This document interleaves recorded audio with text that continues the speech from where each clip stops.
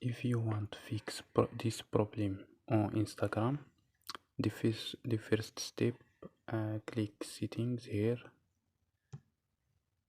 and click apps and notifications. Click apps,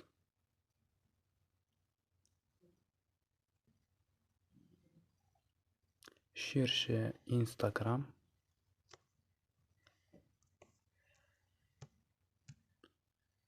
and click storage.